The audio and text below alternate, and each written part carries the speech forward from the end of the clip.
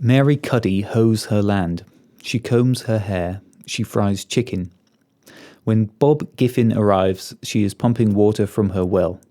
She treats him to a nice dinner, including a pie made with peaches from a can. She explains how rare and expensive these cans are. Mary sings a song and plays a cloth piano. Bob starts to snore. Mary proposes that they marry and makes the case for why it would be a mutually beneficial plan. Bob says she's too bossy and too plain. He intends to head back east to find a wife. A woman cries over a flock of dead farm animals. A woman cries over her deceased mother. A young woman deposits her deceased baby in the hay. There is an awkward and entirely loveless sex scene. The woman stands expressionless. A woman deposits her crying baby down the privy. The three husbands of these women draw lots. The loser will take the three mad women across country to where they will be taken in by ministry. One husband walks out. He cannot spare the time, and he has daughters to look after.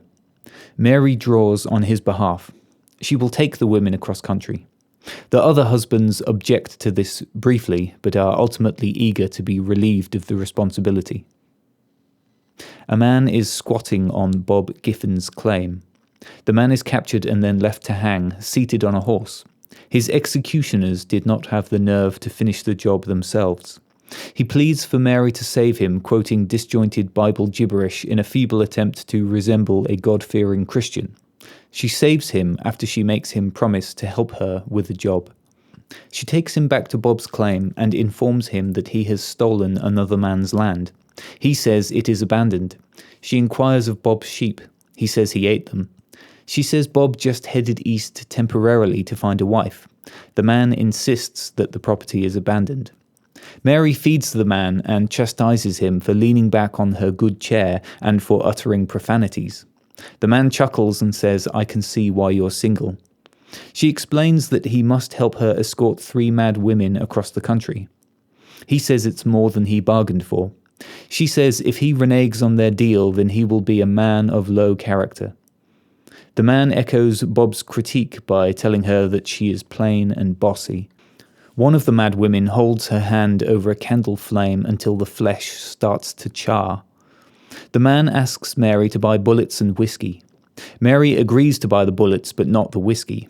The man retorts that he won't escort her back east. Mary caves instantly and buys him his bottle of whiskey. Mary needs to know the man's name.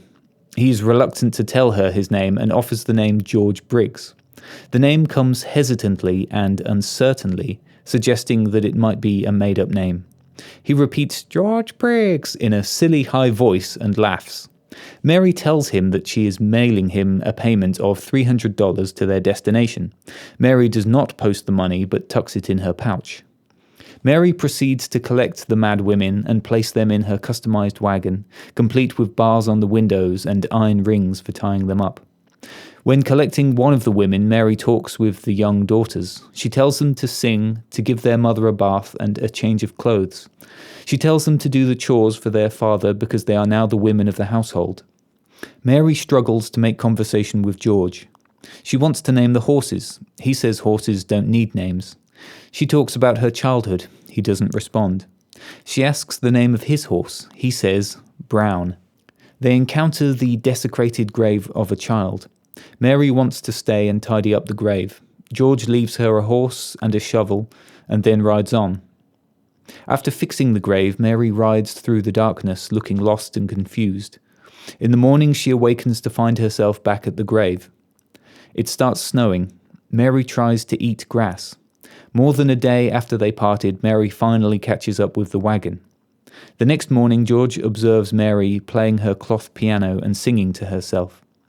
That night, Mary offers George the same proposal that she offered Bob. She points out that she is 31 and needs to have a baby now or never. She gives a detailed and implausibly idyllic description of their future life together. George explains that he once had a farm and a wife and ended up running out on both of them. She wishes he would say one nice thing to her. He says, like what? She points out that she is a good woman and has helped him. He repeats these points back to her in a bone-dry tone of voice. She walks off crying. George wakes up and discovers Mary standing over him stark naked. George simply shakes his head and says no. After some pleading, George grudgingly accepts her offer. The mad women watch them. Come the morning, Mary has hanged herself. George berates the mad women and blames them for Mary's death.